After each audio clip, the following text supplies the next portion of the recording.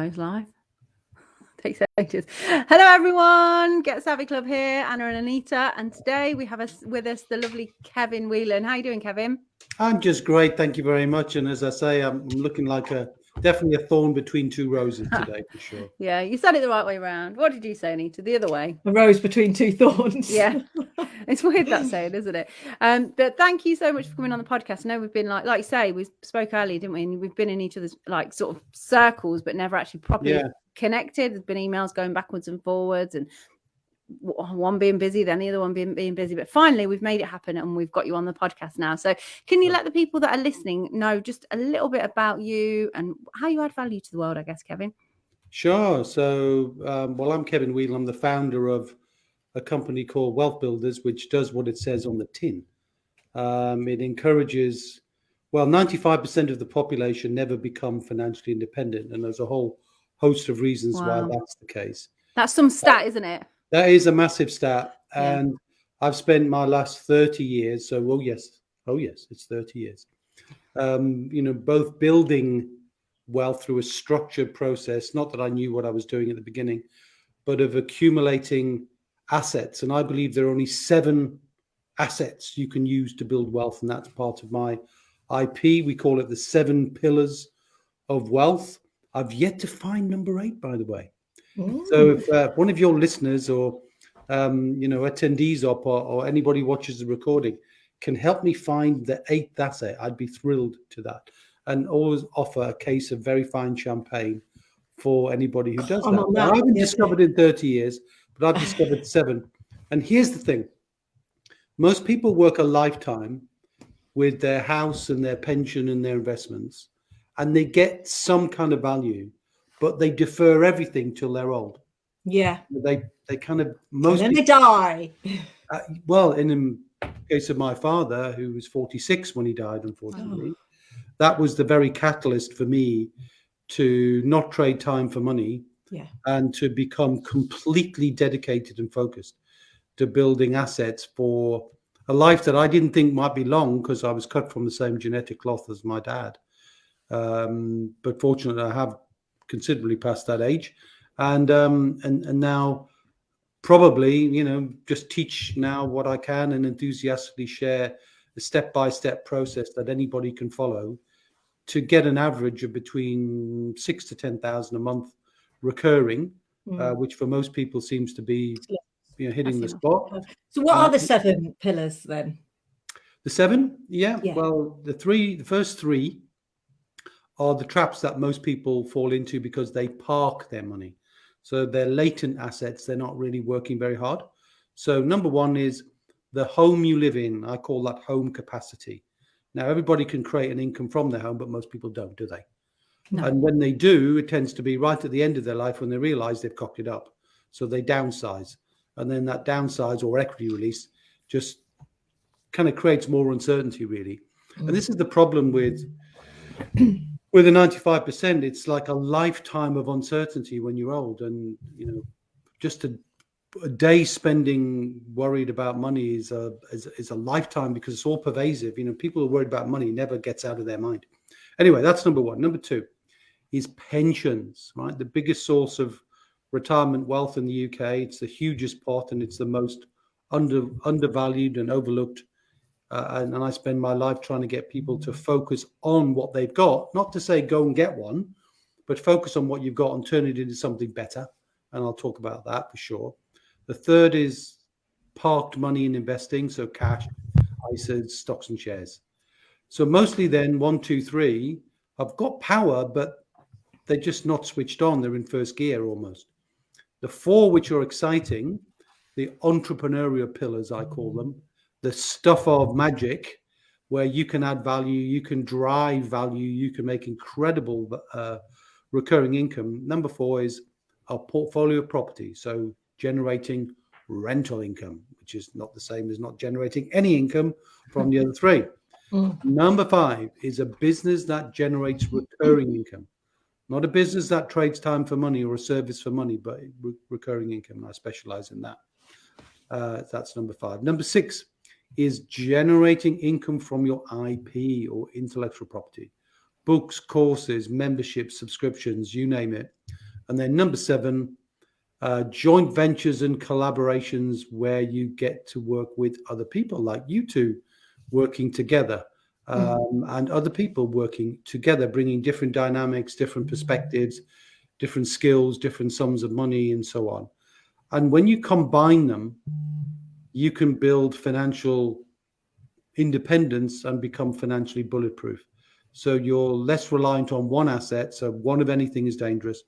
And that's what I advocate generally, is to focus on building 1 or 2 and then expand and diversify into 3, 4, and maybe 5. And if you get it really well, you can generate an income from all 7. And if you do that, nothing will ever make you feel uncertain again. And you feel safe and secure, not just for yourself, but for a spouse or dependent and the next generation. And that is my big passion, is how to bring financial literacy to the next generation. I'm sure you might ask me about that. How did you get started doing this then? What was your road to financial freedom? Yeah, well, the road started with the death of my dad.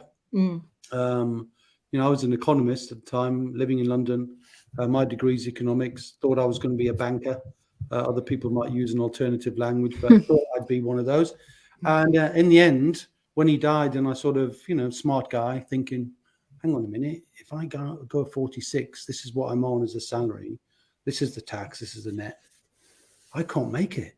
I can't build enough money I didn't think about cash flow then. I was thinking about, can I build enough money? That's what most people do, to have a comfortable life for my wife and for the kids I didn't have. But the question everybody asks is, when can I retire? Isn't it? And they work that out based on their retirement pot.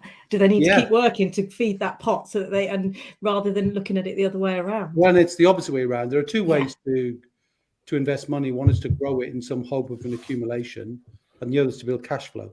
So I discovered that the best way to build things is to work out, well, what can you do once and get paid forever? How do you do that then? That was the question I asked myself. And I discovered by iteration, not by coaching or guidance, there was no mentorship, there was no internet, Anita, then. I remember when I started work. I remember it well. There was nothing. You couldn't Google anything. There was nothing to Google. You had to go to the Encyclopedia Britannica or something, We didn't have any encyclopedias in my house either. No, we had to go to the library. I spent a lot of time in libraries. I love them. Yeah, I think. It's a shame they're dying out. And it's so much faster now. It took me 15 years to become completely financially independent. And I did that really primarily through the ownership of businesses in finance that created recurring income. So almost like a mini franchise of a mortgage broking business, an IFA business, and now subsequently. So you didn't start them, you just bought them? I built them. Oh, right, okay. Yeah. Well, again, that's an interesting point. You can buy something that's already working, or you can build something. And at the beginning, I had to build because there wasn't any path to follow. So there wasn't a business to buy. I wasn't thinking that way. I was thinking, how can I do work that pays me forever? And then, oh, right, that's interesting. I can do that. How can I do the next thing? And gradually, I sort of distilled it down to the IP that I have now. And, written many books and spoken on many stages, and delighted to share what I know with you. Yeah, that's interesting, isn't it? Where does that come from? From the desire to be financially free because you didn't think you had a lot of time, to then go and actually, I can help other people to do this as well. So where does that bit come from?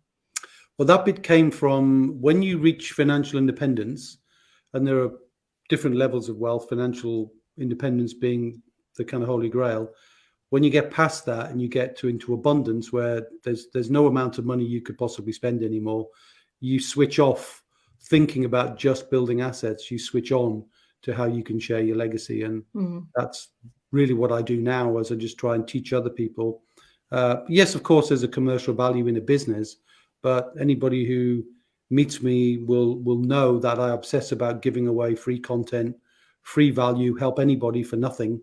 Well, you've got the podcast, haven't you? So that's a great. Maybe shout that out, because people that listen to this podcast will obviously listen to podcasts. So I've got a podcast that leverages time. It's called Wealth Talk.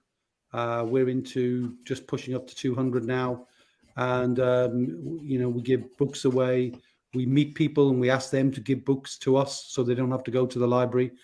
So I try and persuade people to give free content, because it's just a great way to show your authority and to build a bridge. And at some point, people will connect or they won't connect. But either way, they learn something to do something. It's all about education is the precursor to everything. Everything in the world that's good is created twice. Once in the head, second in action. So you've got to get it in your head first. And the only way to do that is education. Of the 7, then, what's your favourite? Business by a million miles. Is it? Why? It's a great question, Anna. And the reason for that is because when you think about any other asset, your ROI is limited to a certain degree by the restrictions on how you add value. So if you think about you buy buy-to-let, say, or an HMO, that you can get value and you can drive more value, but you can't exponential the value. But with the business, once you create the idea and then deliver that systematically, the power is huge. The power to influence a large number of people is bigger in a business than it is by having 1,000 HMOs, which would take you, mountains of money. And I'm not focusing on HMOs for any reason other than they just popped into my head. But it's so much easier to have 1,000 clients. If you've got 1,000 clients paying you 1,000 a year, you've got £1 million in recurring income. Well, and what I love about that is it focuses your value on giving them value. Otherwise, they'll stop paying. Yeah. So you have to do that. So I think it calls out to your DNA of having integrity to do great work. I mean, I suppose property has got a mixed bag, hasn't it, of reviews. We saw in the news last night, sort of, the Rackman stories coming back in London and people taking advantage of others. And I think it's just dreadful. But there's so many things you can do. Why not put all your creativity in your life to good work? Why make it for evil or negative work? So all of those things, why I think business is great. Yeah, and focusing on, like you say, giving value to people, because it doesn't detract from the amount you can earn. And there's nothing wrong with wanting to make money and wanting to be wealthy. And that doesn't mean that you can't also help people and it can't be win-win. I think that in this country, it's almost people are ashamed to say, yeah, I want to make money, and I want to make money from other people, but it doesn't mean I'm going to not give a great service or a great product, or they're not going to feel happy as well. Like we talk to a lot of people and we'll say to them, what kind of money do you want to make? And some people just go, oh, I'm not interested in money. And actually, we were talking at a strategy thing in Birmingham a few weeks ago, and one of the things that Simon Zucchi said is, which stuck with me because it's a great saying, is the best way to help the poor is to not be one. And it's so true, isn't it? I think there's a lot of good stuff that comes out of the mouth of Simon. I have a lot of time for Simon. He's a personal friend, a personal client of WealthBuilders as well. And, I'm thrilled to work with him. And he's one of the people that gives of himself so freely as well. In fact, we just did a YouTube video on the implications of the latest budget and how to look through all the small print and find the little golden nuggets that are out there. So we've done that. But, the thing is, you can be, here's something, right? You can be young without money, but you can't be old without money. You simply cannot be old without money. Yeah. Because I don't know if these statistics mean anything to anybody, but we've had the biggest on record number of over 70-year-olds having to go to work because they can't make ends meet.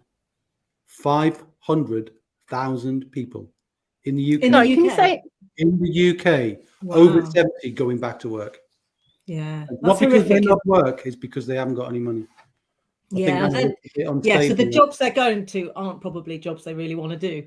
Well, definitely not. I mean, what's a 70-year-old going to do? Volunteer. Sorry, Kevin, can you say that stat again? 500,000 people aged over 70 forced. Stat again. Anna, you're glitching. I think there's a delay. Sorry, I just wanted to say it again, just because. Yeah, there is. Yeah. Hang on, let me just. Can you hear me okay now? It looks okay now, but no, she's gone. She's dropped off. It just shows you how unstable a person is. I want to go and find a job. There's nothing wrong, by the way. I want to just get this on record, okay? There's absolutely nothing wrong with having a job. Is it working now? Am I delayed now, or is it working? Yeah, now? I think you're still delayed. Oh, good. Yeah. Oh, still delayed. Yeah, unless you just completely interrupted us. Oh, at your own choice. Do you want me to go back to that statistic, Anna?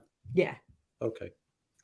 500,000 people in the UK are aged over 70 and going back to work because they've run out of money in their pension, or the cost of living has gone up so much that they can't afford on the pension they've got, state pension and plus whatever they've got. The average income in the UK in retirement, 15,000 a year. Wow. That's the average income in the UK. Most people get this so horrendously wrong, yet all the knowledge and information is available if they were able to take action. And all I want to do is help 50,000 people become financially independent. And then I've made my mark. And then teach the parents of those 50,000 how to teach their kids how to do the very same thing. That's so what is, if anyone listening to this is thinking, shit, that's exactly where I am. Okay. What's the one thing they can do to take action to start, apart from like listening to your podcast and finding out a bit more about what you do? Well, it's a great question. And there's always one thing. And the philosophy that I try and extol comes out of something is one of my Kevisms, or my kids call it a Kevosophy, which is, yeah, I'm full of them. Not full of what you said, but hopefully full of. Never let 30 days go by without doing something positive to build your wealth. Now, anybody can do one thing. Okay. So what could you do?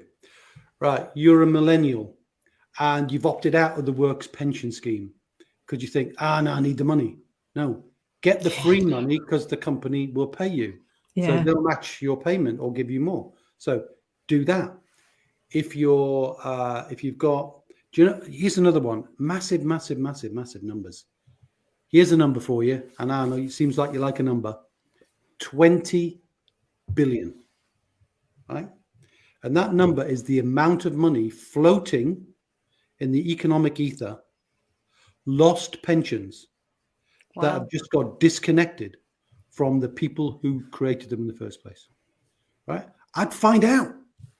You know, if you work for someone, oh, shit, then I'll pick it up. Yeah. What? And old accounts. So I used to work for a bank, and we had loads of accounts that people hadn't accessed for years. There's millions and millions where people have got an old account with maybe 100 quid in or something like that and forgotten they'd had it. Right. And there are ways to go. You Google it. There are ways to go find out. And so you can trace them. There's a pension tracing agency in Newcastle. We help people do that. Anyway, that's for lost pensions. You've also got people not contributing, people paying too much in fees is my biggest soapbox, which the average person delegates their money. We talked about it going to the long term. One day, someday, I hope to get money. Well, I mentioned there are two ways to build money. One is you grow it and hope to accumulate it. Two is you cash flow it. Well, would you rather build something and hope one day the fund is enough? Then you've created a nest egg, and then you get to 60 or 65 and you start cracking eggs to live. You know you're going to be uncertain because you don't know how long you're going to live, and stock market could fall, inflation could go up. It's better to have cash flow. So what's the one thing you could do to create £100 a month in cash flow if you've got zero? Look at the 7 assets. I've got a free book to give people. You know, anybody who wants to do that, they can reach out and I'll give them a free book called the 7 Pillars of Wealth. They can we'll give it out through here as well. If yeah. One thing they could do, they'll find one thing. I mean, this is the point. I mean, everybody's different. Everybody's got a different interest. Everybody's got a different wealth dynamic, how they think, how they process information. Find one thing to make 100 quid, or do something on the side and then take some of the money you make and plant a seed. Just the seed is, even if you just build very low cost tracker funds in the stock market. If you don't know anything else, you could do that tomorrow. You know, so I tend to give anybody I meet, something to do each month. Do that first, then do that, then do that. And then after that, they should be able to sort of start to pick up the pace for themselves. It's like giving people a driving lesson. You know, when you got your first driving lesson, you were all a bit clunky and your feet and your eyes were all in different directions. It's just trying to get people to start. And those who've already made a start, how to accelerate. And then those who've really build financial independence, how to create a great legacy. So there's always a place where I believe that we can add value to people. Yeah, it's getting your head in the game, isn't it? A mindset thing. If you think, oh, I can't do that. Oh, wealth's for other people. I've got no assets. I've got no time. Whatever. It's your head's not in the game, and you're never going to do it. So it's about changing that self-belief, I guess, in the first instance. Yeah, and when the numbers are as low as what you speak about then, like £100, it almost feels like, is it even worth it? Do you know what I mean? Like, go out there and make like £100 this month. Why? That will go in like. And I speak like this because I was stroke to a certain extent.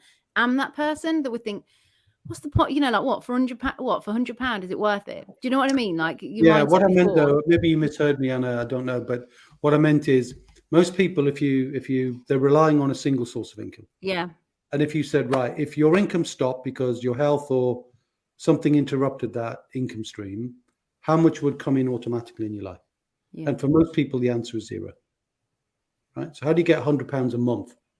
Yeah, no, I know what you're saying, but I think what I'm talking about is people that think start to build it up. When you say about, because I have worked for companies years ago, obviously, and then they say about the pension, and you think, oh, well, that's just taking a little bit from me. Is it really worth it? Do you know, there's a lot of people with that mindset, and I know. Well, I've had arguments with young people that I've worked with that when they've said, oh, no, I'll opt out. And I'm like, you won't opt out because you're turning down money from the government and from the company, and you just run around a big old rouse with them. Yeah, but if you've never been around wealth and and it seems, and you're young and it seems so far away at all of this time, it is hard to make that shift. But it's good. It's good that you've got people like obviously how you were, Anita, saying to people no and explaining it, and then obviously like Kevin and the free stuff, because you kind of need.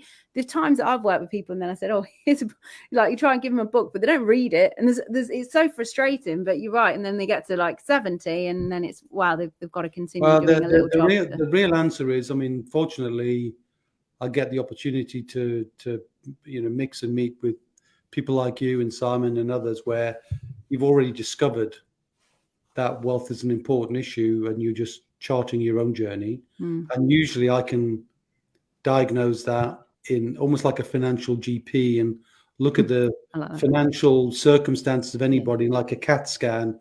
I can say you could accelerate by doing that, that, and that. Yeah. And I get tested all the time, and I'd love to see what you think of gets happened. It always works out. Okay, all the leaky holes we've got. Well, you might not want me to do that online, but that's something I can do, and it takes about 30 minutes to do. But as you were talking about the 7, though, I was like tick, tick, tick. Do you know what I mean? It's like actually we've got that in place, we've got that in place, we've got that in place. Yeah, so you know that you're on the way to doing something from like from all those years ago, and thinking, okay, well, maybe we need to do more of that or whatever it may be. So you have to commit to it, don't you? Build your, do you want to build your wealth? And once you're open to it, you can get started. You go on an aeroplane, they always say secure your own oxygen mask first. Yeah. So I prefer that process to teach the parents. And there are so many wonderful, simple, elegant things that kids can gradually start to get that message to the kids when they're younger. So rather than, somebody externally imposing a thought or here's a book, just the parents can learn. Yes. And then those who are enlightened to want to do that, because money is a life skill. It's not being greedy. We're not saying, money is the root of all solutions or alternatively the root of all evil. It's just an important life skill. Everybody has to have it. So why not trying gradually? And we got so many case studies now of parents doing absolutely wonderful and fantastic things for kids, whether they're 6 or 26, just to gradually start to bring money into the conversation. Because for most people, I don't know about you, but when I asked my parents, when I could, asked about money, you got a clip around the ear. That wasn't something that was talked about. And I now meet elder generations from my clients, and they want to tidy up the legacy, and the people in their 70s and 80s are often just close to it. The culture has been built up and we don't talk about it. And then all that inheritance tax that gets paid because the conversation, I want to stop that. I want to bring money as a subject taboo instead of that, to get it on the table. And usually the best place to do it is at the table. Yeah. You're going to have a meal anyway, so do it at the table. And that's how I share it. And that's how we do it. And also I try to make sure that my children aren't influenced by kind of, especially at the moment, the society, the news and everything is all about cost of living, no one's got any money, everyone's struggling, it's all about food banks. And I say, there's money out there, kids. You know, loads of people have got loads of money still. There is money to be made out there. Don't think, oh, there's nothing, everybody's poor, because that's what the news will portray, but that's not the truth. Oh, exactly right. I couldn't agree with you more on that. So the news is always going to look for the bad news stories. And of course, social media will have a plan. I'm sure Mark Zuckerberg has a little plan of his own. And if world domination, that's his little plan. if the media do all that, you know, the responsibility in the end will fall on us. So I think it's just better to try and give the parents that sort of view that the schools won't teach it, the workplace won't teach it, university won't teach it. Who's going to teach it? It's not in schools' interest to teach it, is it? Because they just want a load of worker bees who don't question it and will work till they're 60, 70, whatever, and then retire and live a simple life and then die. That's good for society, isn't it? It's good for all of us that we've got someone doing all of this stuff. So it's not in their interest. But one of the sayings I really love that feels negative, but is actually really empowering, is nobody's coming to save you. And, you know, I say it to the kids, is you are it. You know, you can do what you want, you can be what you want, and you can earn whatever money you want, but you are it. The buck stops with you. You've got to decide to do it, learn what you need to learn, and take whatever action you need. Fair enough. Can't argue with that. Yeah, definitely. So what do you do now you're financially free, apart from the work you do? What are the fun things you do in life? Oh, the fun thing. So I'm regularly away because I think one of the joys from a wealth perspective, which I think if you had 100 people in a room and said, what would you do if you were wealthy? You get the same things come up: more time, to do what you want to do, travel more, you know, just even take up interest. Doesn't have to be golf or the beach, which is, you know, one of the standard phrases.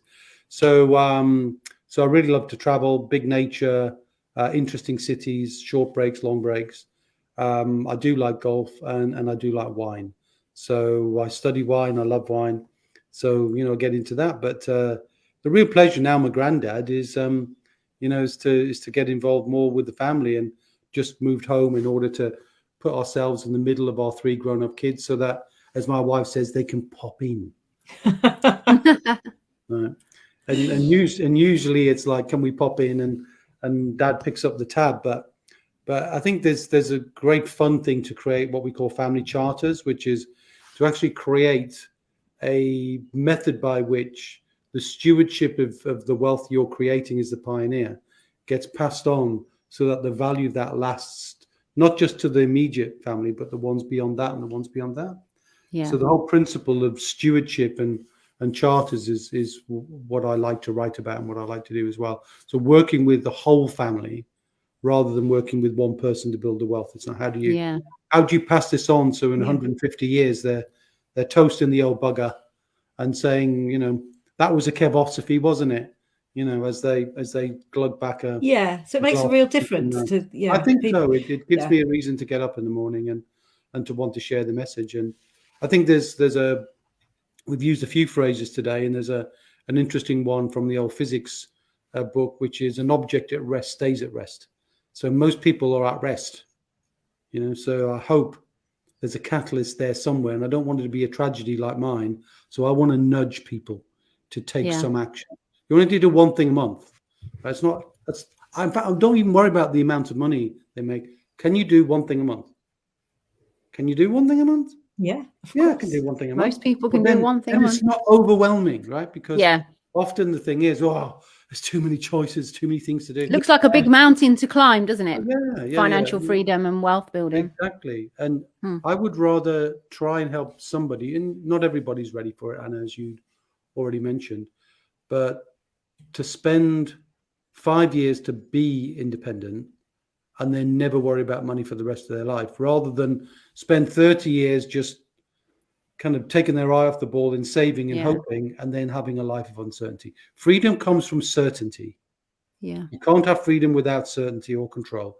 And that's my focus, is how do you get more certainty? How do you get more control? And I show people how to take control, usually of pillars 1, 2, 3, how to make money from their home, how to make money from their pension, how to make money from their investments, and certainly pay less in fees, because the biggest wealth transfer I'm seeing at the moment is the amount of money that is paid by people investing money blindly, sleepwalking in fees. So we try and do something about that as well. Yeah, cool. Good stuff. So 2 questions we ask all of our guests, and one is what makes you savvy, because we're the Get Savvy Club. Well, savvy comes from having a little bit of wisdom. I suppose I've earned the right to have a little bit of wisdom now, and that savviness means I can look at that financial perspective with a holistic view, not with an axe to grind and say you should do this or you should do that because I teach this or that, but just to have that overall 360 holistic view of all money and say, just build it that way. And we can point you in the right direction of the right person if it's not us. So a GP calls on specialists. And yes, I think as a financial GP, I've built that savviness over the last 30 years. Yeah, great answer. And then the other one is to recommend a book, which could be yours if you like.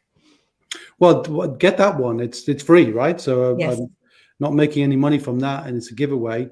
So the 2 free books I give away, one's called Save a Fortune, How to Eliminate Your Mortgage Loans and Credit Cards Fast. That's for people who I call in financial freefall. There's more month left at the end of their money. How do you do something about that? Okay. And then the second one is, now you're ready to learn the 7 pillars of wealth, the 7 assets that you and I just talked about. Then they can learn those and go, okay, which one do I think I could do something with? And we can signpost people to that. And there's a couple in the pipeline, and the one that I think I'll definitely would love to come back and talk about at some point is how to be a great money role model for your kids. Oh yeah, that's a good one. That's on the stocks right now. I'm sort of in mid-writing. It's going to take a while. I've been writing it and thinking about it for a long time. But the reason it's taken so long is because I'm writing content, whether it's for a 6-year-old or a 26-year-old. Yeah. And that's a tougher gig. That is tough. Yeah. Range of people. That's right. So I need to think about what's in the mind. So I've got children's authors writing stuff for the younger people, and me doing the kind of stuff in the middle. And then I've got somebody called the wise uncle who wants to teach the sort of older people. So, in their 20s and 30s, they're getting pay slips, but they don't know the pension. They don't know their tax position. They just really don't know what they're doing. They're just drifting. Yeah, great stuff. And it is so important, isn't it? And it's down to you to make the decision, where do you want to be, like you say, in 5 years, in 10 years, and what action you're going to take to get there. And you've got to start with learning, haven't you? Because of course we don't know what to do. We don't know how to drive until someone shows us. We don't know how to swim, all that stuff. So yeah, we want to make get money? There, don't we? We want to go. We want the independence of driving when we're 17, 18. We want to be able to do it, but we can't just get in and go. You can't do it. You're going to wreck yourself. So yeah, a little bit of instruction is important. Yeah, definitely. Because my daughter Anna and I have got 16-year-old daughters who are 17 at the end of the year, and my daughter's desperate to drive. And she said that her dad had looked up how much insurance would be for her to get insurance on a car, and it was going to be £2,000 a year. And I just said, so you've got all summer to earn a load of money, haven't you, to pay for that? Right. And I think she thought I'd kind of go, oh, don't worry, I'll pay for that. But no, this is going to set the tone, isn't it? That exactly. I said your life is about to get way more expensive, especially when you do drive. Then you need money to put petrol in. You need money to go to places, and it's about time you took responsibility for that. So she was very happy with that answer. Yeah, it's a great case study for the book, Anita. Definitely. It's hard to know. I think because they are 16. I think it's a tough age to how do you get them kind of prepared and ready for when they are that bit older? Because of course we're not going to pay for there's certain things we pay for, obviously just on a subscription basis for these. Like obviously you pay for contact lenses, I pay for their phones, or maybe the gym and stuff. You think actually when do you go, right, okay, I'm not paying for your gym membership anymore on this kids thing, because you're not a child anymore and you should be having your own money and that kind of thing, really. Because I guess we didn't really have these things. Well, I didn't, nothing was paid for me, so it's quite easy. I just went out and earned my own money and then made my own way all time. So it's just odd to know how you because you can't just say overnight go, right, okay, they're all your bills now. That's a bit harsh. That's a good point, but I think that's the very essence of where I'm coming from, which is to gradually do it from a very early age.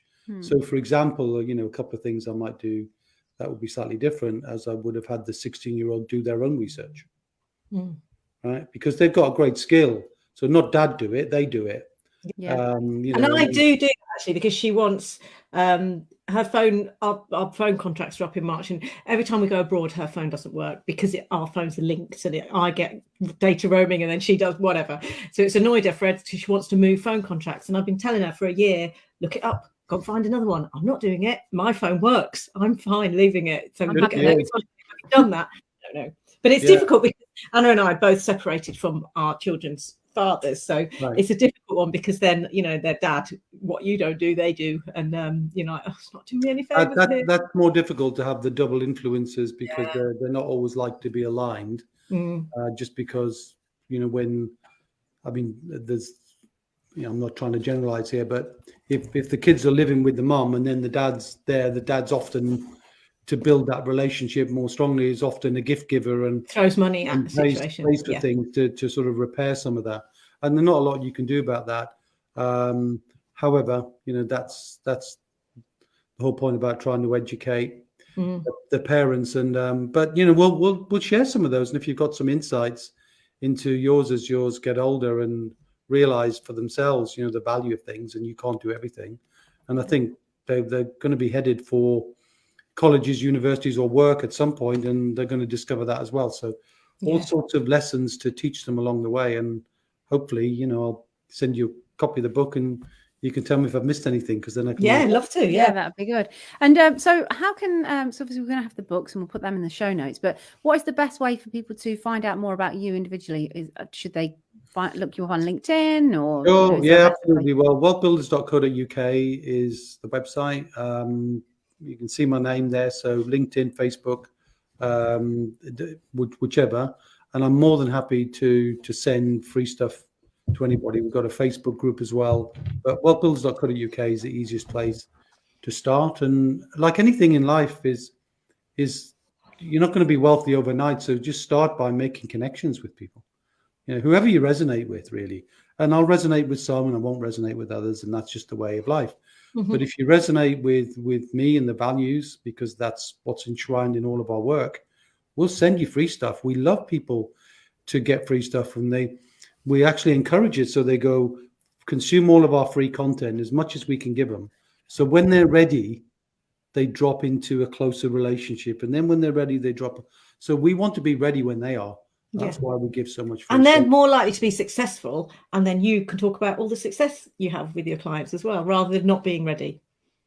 Exactly. You can't work with people who aren't ready. You just give them stuff because, as I said, an object at rest stays at rest, and you can't be the catalyst. You hope to be by inspiring, but sometimes, we definitely have lots of experience of people following us for 2 years and then going, I'm ready. Yeah. Whatever that point of catalyst was, whatever it was, they're ready. And because we've invested so much of our time in just nurturing that relationship, usually when they're ready, they reach out. It's the same with our clients. Actually, we often hear, I don't have the time for social media, I don't know what to do, it scares me a bit. And actually behind all of that is, I'm not ready to get out there because I feel, scared to put myself above the parapet to get visible and all of that. And we do help clients with that, but essentially they've got to make that decision within themselves that actually want their goals so much, it's worth, being out of their comfort zone and really going for it. And then we can show them what to do and they'll be successful. But until then. That's a great point. There's a parallel with building wealth and building a social presence, isn't it? So both of them, you have to expose yourself a little. Both of them, you have to come out of a comfort zone, and both you've got to take some kind of action or be committed to take it. Otherwise it won't work. And every single time people do it, and it's never as scary as they think, because at the end of the day, no one cares about you because we're all busy thinking about ourselves and what people are thinking about us. So it's never as bad as you think it's going to be. People go, oh, actually, I don't know why I didn't do this ages ago, which is lovely for us all the time. Yeah. Excellent. Well, thank you so much for coming on, Kevin. We'll keep a conversation going. I'll let you know when the podcast is out, and speak to you soon. Thank you very much for the invitation. Bye-bye for now. Thank you. Thanks. See you soon. Bye. Bye. So that's the podcast done. Just wanted to have a quick, some people have just popped in some things. Delroy's supporting us. I think Delboy wants to know, Delboy. You call him Delboy then? Yeah, I know. What's wrong with me? Delroy, sorry, wants to know what your actual Facebook group is called, Kevin. I'll have to get my social media team to tell you. I'm in it, aren't I think? So I'll look as well. And yeah, actually just called WealthBuilders. I think WealthBuilders, I think it's just WealthBuilders. I don't know. I love that you don't know. I love it. Yeah. Amanda makes a good point here. It prepped his kid from the age of 12, and they're thriving, paying their way now. They're 14, so the business minded, which is good if you can. And before lockdown, we'd always take ours to networking meetings. I'd let my daughter have a day off school once a month to come. I think that's lovely. Because if you can walk into a room and communicate with people you don't know, you can do anything in life, can't you? Yeah, definitely. Yeah. Delroy loves you of saying an object at rest stays at rest. I love that one as well. Yeah, that's Isaac Newton, that one. Is it? Okay. Yeah, so that's a famous quote. Brilliant. All right, excellent. Well, thank you for coming on, and we'll see you soon. Take care. Okay, talk to you again. See you later. Bye.